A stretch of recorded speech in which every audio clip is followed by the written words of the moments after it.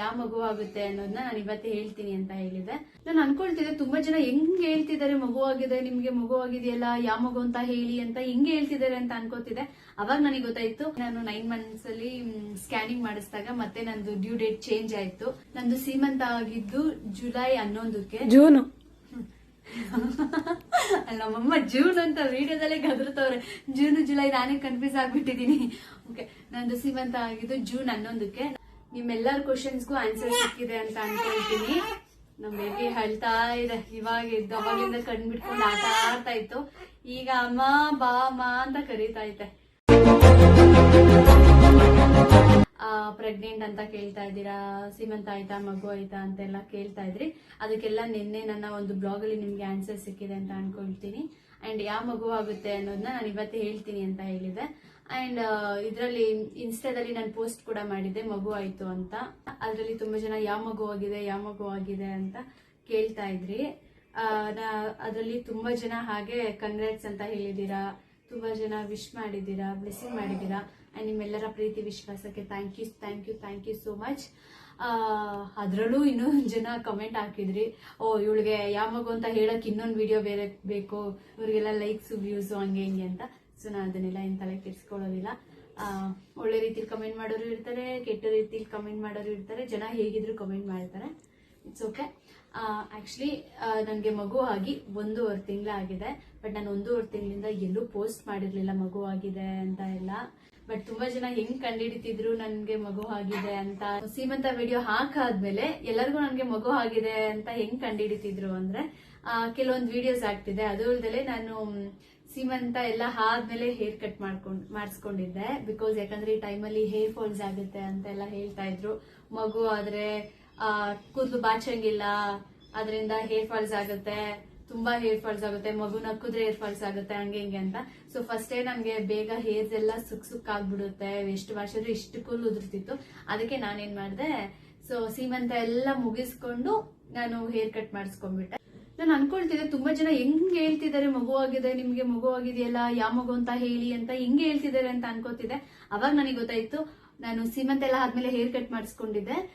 So ಕೆಲವೊಂದು video ಮಗು ಎಲ್ಲ ಆದ್ಮೇಲೆ ಕೆಲವೊಂದು ವಿಡಿಯೋ ಮಾಡಿದ್ದೆ. ಅವಾಗ ನಿಮಗೆ ಅದ್ರಲ್ಲಿ ನನಗೆ ಹೊಟ್ಟೆ ಕಾಣಿಸ್ತಿರ್ಲಿವಲ್ಲ, ಅದನ್ನ ನೋಡಿ ಕಂಡಿಡ್ತಿದ್ದಾರೆ. ಓಕೆ, ಅದೇ ನಾರ್ಮಲ್ ಆಗಿ ವಿಡಿಯೋ ಆಗಿದ್ರೆ ಹಳೆ ವಿಡಿಯೋ ಅಂತ ಅನ್ಕೊಳ್ತಿದ್ರು, ಹೇರ್ ಏನಾದ್ರು ಇದ್ದಿದ್ರೆ.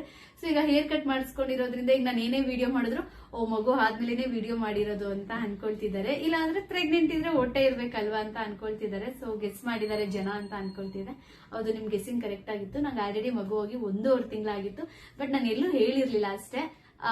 ಇನ್ಕ್ಲೂಡ್ ನನ್ಗೆ ಎಷ್ಟೊಂದ್ ಜನ ಗೊತ್ತೇ ಇಲ್ಲ ನಂಗೆ ಮಗು ಆಗಿದೆ ಅಂತ. ಸೊ ಈ ನನ್ನ ಫ್ರೆಂಡ್ಸ್ಗಳು ಅಷ್ಟೇ ಎಷ್ಟೊಂದ್ ಜನ ನನ್ ವಿಡಿಯೋ ಎಲ್ಲ ಹಾಕಾದ್ಮೇಲೆ ಕೇಳ್ತಾ ಇದ್ರು, ಏನು ಅದ್ರಲ್ಲಿ ಹೊಟ್ಟೆ ಕಾಣಿಸ್ತಿದ್ದೀವಲ್ಲ, ಈ ಮಗು ಆಯ್ತಾ ನಿನಗೆ, ಮಗು ಆಯ್ತಾ, ಯಾವ ಮಗು ಅಂತ ನನ್ ಕೆಲವೊಬ್ರು ಫ್ರೆಂಡ್ಸ್ಗಳೆಲ್ಲ ಕೇಳಕ್ ಸ್ಟಾರ್ಟ್ ಮಾಡಿದ್ರು. ನನ್ ಸೀಮಂತ ಆಗಿ 4 daysಗೆನೆ ನನ್ಗೆ ಮಗು ಆಯ್ತು. ನಂದು ಸೀಮಂತ ಆಗಿದ್ದು ಜುಲೈ 11ಕ್ಕೆ. ಜೂನು ನಮ್ಮಮ್ಮ ಜೂನ್ ಅಂತ ವಿಡಿಯೋದಲ್ಲೇ ಗದರ್ತವ್ರೆ. ಜೂನ್ ಜುಲೈ ನಾನೇ ಕನ್ಫ್ಯೂಸ್ ಆಗ್ಬಿಟ್ಟಿದೀನಿ. ಓಕೆ, ನಂದು ಸೀಮಂತ ಆಗಿದ್ದು ಜೂನ್ 11ಕ್ಕೆ. ನಂಗೆ ಡಾಕ್ಟರ್ ಡ್ಯೂ ಡೇಟ್ ಕೊಟ್ಟಿದ್ದು 26ಗೆ.